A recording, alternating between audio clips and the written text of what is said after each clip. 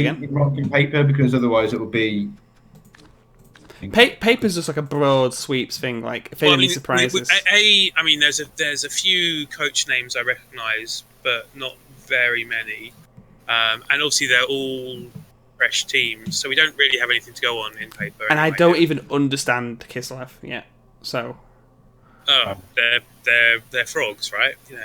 Yeah, I mean, I know it's the Slan team, but I never understood how the Slan team functioned. Like, badly, they don't really. They have a load of wasted TV on Leap that you don't really want to use because they'll fall on their face and die. They're only 10 TV more than the human team equivalent of alignment. Yeah, but you have 11 players, so that's like 100 TV of they're like really threatening and dangerous, and oh my god, you need to worry about them leaping in and doing stuff.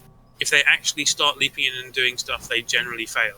Like JG Cash hasn't taken the beast, so yeah, that's not an uncommon. I don't think the Crocs is as useful for the Slan team for the Kislev team as it is for Lizards. You've got to take it for Lizards, right? But so my problem with Kislev is they start off weak, and then when they get really massively skilled up, they have some really good players, but you're still paying an extra 100 TV for Leap on everyone. And they've not got the agility to put off. Yeah, and they tend to they're a bit like a lot of AV7 teams where they kind of implode. So you'll have this really great killer, and then he'll die, and then what have you got left? Yeah, but anyway, I guess you always have that implosion match, don't you? It's hard to recover after that one. So. Yeah, and they start up that no one has any basic survival skills, right? There's no one who starts with dodge. There's no one who starts with block. No one even starts with pass or catch, right? So the catchers have diving catch, which gives you a +1, and the throwers. Oh no, there aren't any throwers. But so there are no none of the built-in reroll skills when you buy a player. So you have to have rerolls, which are really expensive. Are they really expensive? No, they might only be 50 actually. But it's still you have to have loads of rerolls at the beginning until they get loads of skills. I think the big upset that's been happening is Vampires have started winning matches on their first day. There's one team which is Knights of the Bloody Bowl. It's they're on page 2. Yeah, and it started off with 3 vampires, which is quite typical. They've already got a dodge vampire and a block lineman and another skill up to come. 4 rerolls, 3 vampires. That's kind of thinking long term. He's won both these games as well so far. Yeah, I recognise that name as well. I don't know where he might be in UK BBL or something. So this is not yeah. This is long term prospects, but also he's not messing around now. He's whether maybe he's just been extremely lucky, because if Bloodlust doesn't, it's like Bonehead. One of his games was against AI. Okay, well it's a good jumping board to start off with, but strong board. Although the other one was against Amazons, and Amazons are a pain in the butt when you're vampires. Yeah, I mean that should be worst case, because they can just beat the hell out of the thralls and screen you. Well, you shouldn't be able to get them over, really, because you've got no tackle. No, I'm saying, the Amazons should be. Yeah. You've got no tackle and no block against a team with universal dodge and a couple of. And you've got a negative trait. Yeah, and causing turnovers. They've got the same speed as you. Yeah, actually, supposed to be vampires. The speed, until they've got a bit more blanket dodge, the speed's really hurts them. Yeah, and also Hypnotic Gaze is great for kind of getting around that speed issue. But he's only got 3 of them. Until you get a few more, the hypnosis doesn't really have the same impact. There's there's actually just 2 teams. There's 3 original teams. Apart, there's the Chaos Lizardman and the Skaven team.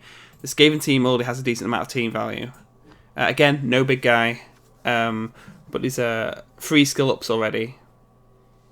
It's 2 wrestles and a block on a gutter, and it's just like it's a very solid. I mean, I know I have like a phobia of like being a Skaven coach and it all just unraveling, but for a low TV team, this is very solid.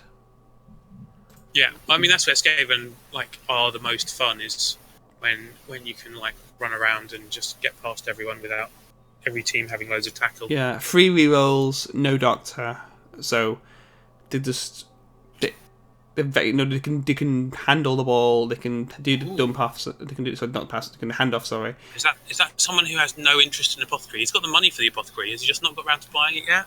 Maybe he only just got it. Maybe because he has got a bench, which I think he would have had to pay for. Actually, no, 3 skills. He probably the original lineup. His first game was against the Goblin AI, and he won 6-0. 6. Yeah. Okay, that'll get you some gutter runner level ups. Yeah. Yeah, but as I said, basically we can't judge these teams by any more than the names of who's coaching them. I think they're far too young and they haven't really played enough games. Against each other, and even when they're against each other, there's like a host of vampire, Kislev, underworld, goblins. Where dice just decide everything. There's actually a couple of orc teams in here as well, which I suppose we'll see again in the long term. There's a lot of vampire. Is there a cabal of vampires within Rock Paper Shotgun? Is that the correct plural of vampire? Yeah, of course. Oh, definitely. It's definitely cabal. No idea. They're just a really fun team to just. I mean, yeah, but 4. Do any of the teams have more than 3 vampires? One of them's an AI team. Oh, okay. There's one called Rampant Consumerism, which actually has 4 and 4 rerolls. What's Maisie gone with? He's gone with 4. Yeah. 4 rerolls.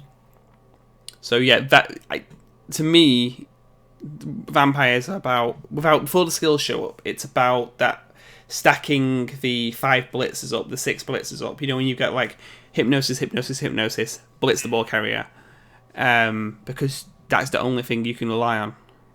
And then you eat all your thralls, and you're down to like you have to just accept the fact he's going to run off the pitch this turn because there's just nothing. And that's early vampire play. You don't mind that the vampires take the odd break. You just have lots of them. I've been playing a little bit of vampires recently. I think I've been really lucky. I've not had a single game collapse on me where everyone fails bloodlust and goes off the pitch. I mean, I'm waiting for it. It's fine when they do, because as long as it's not the ball carrier, like if you have a guy kind of at the on the wrong wing or the backfield who's marking a receiver who you've long since run away from, and then he does it after you've moved the ball and you've got him in a screen or a half cage. You don't mind that vampire taking a break. It's not worth a reroll. The problem is when you start to get so short-handed that all your thralls get murdered, and you end up with just like 1 or 2 vampires who bloodlust on turn 6 and 7. I think a skill as a vampire, you pitch clear yourself by rolling ones. But as a skill as a vampire coach is knowing when to let the vampire take a break and leave the pitch. Yeah. Don't reroll. Don't bite a thrall. Just let him leave the pitch. It's not always worth the bite. It's not always worth the reroll. They if vampires go off, do they come back to the next drive? Yeah. Straight away, it's like it's not even knocked out. It's just like they've been surfed and with no armor break. Right. So in fact, if you plan to score rapidly, it can be you can get everyone back pretty quickly. Yeah, and when you start to run out of rerolls around turn 8, it's like turn 7. It doesn't matter quite so much. Like you'll be short-handed for 2 turns, but as long as you've either got the ball or you've already lost the ball, and you've either you're winning or you're not at that point in a typical vampire drive. But anyway, that's excitement to come from paper, isn't it? Yeah. Let's see who comes up. I mean, what's going to be interesting is when paper isn't so big, like next season, it's going to be a lot more tightly packed. because there won't always be 30 new teams. Was it 21 new teams? I'm surprised there's no pro elves. Yeah, there's no pros in the whole league. They take a very patient person because they fall apart like Skaven. Okay, fine. I don't know. I played as them I look at the Bubble team tactics page and I played them wrong on purpose. And I had the Nurgle with the wrestle jump up, the 4 wrestle jump up warriors. And they were great, but you had no flexibility, and it feels a bit like that way with the you've got the great players on the Pro Elf team, but they stand alone, and everyone else still gets beaten up. Yeah, but that's fine because unlike all the other elves, they've actually got cheap linemen that you can throw at problems. 60k isn't so cheap for for AV7. It's cheap. It's cheaper than all the other elves, though, isn't it? I'd rather have high elf linemen because they've got the armor, and that even with claw, the claw aren't taking out your linemen. I'm a regular AV7 player who likes nothing more than rats, woodies, and pro elves, frankly. So, yeah. I don't have the fear of it. Having played Zons for so many games, I've got no fear of AV7. Because, it does happen, but not very often. Zons are like the least AV7, what with the whole dodge everywhere and they're not getting beaten up all the time thing. And four blitzers, With Blodge, yeah. Whereas, all those poor Skaven and Woody and Pro Elf linemen with no protection skills, AV7. I put it to you, try them. Try them in one of the open leagues. And the Pro Elves can implode so beautifully. Like Wood Elves can implode so beautifully. But I think like Ethelred's Woodies, the playing them with like 3 loners that you stick on the line is fine. Yeah, and the 6 good catchers and blitzers basically ruling the field. That's what wins your games. Yeah. So we won't go Rock because Rock will take far too long. But after spending half an hour talking about paper. Yeah, this is just because we'll go through everything with Rock. We deserve to look at Rock because we've got to guess who's going to win. Who's going to be the 3? Oh wait, for the food groups, halfling team, in paper. What? What? The halfling team in paper. I didn't see the halflings. It's in It's the second page, second row, second team. The food groups. It's like a sausage. Yeah. So these are obviously going to win paper. Because the names have been thought about. They've got all the demographics covered. I'm not sure what stealth tomato means, but the player looks enthusiastic. So basically, that's how you decide on how good a team is by how well they're. How well they're named. Yeah. Yeah, do any of these teams have automatic, apart from the AI teams, automatic names? Yeah, I bet you a bunch of them do. Yeah, of course. I don't know. I'm gonna have to keep an eye open because if I start seeing automatic names, an under team could end up recruiting one of these guys, and it's just that'd be so disappointing to accidentally recruit, an auto name player, but as an undead or necromantic team or as a Nurgle team. This is not what you want. You want I've been clicking through teams. I've not found one yet. Okay, so we'll keep our eye open for that. But clearly those people will be on hit lists. And be individually singled out and victimized, as is appropriate. I think we should say that automatically named teams are welcome. It's just that we're not fans of them. And they will be victimized. I think that's... And it's well-known fact that they play worse than a named team. There's the problem of I'm not entirely certain which are automated names. Well, yeah, I think the new automated names are better. Natat and JJ Cash might both have, but I can't be certain if it's just that I can't tell what the naming thing is. I mean, you can tell with. Yeah, there's either puns I don't get, or it's like a reference to a real team or something. I don't know. It'll become more obvious as the team.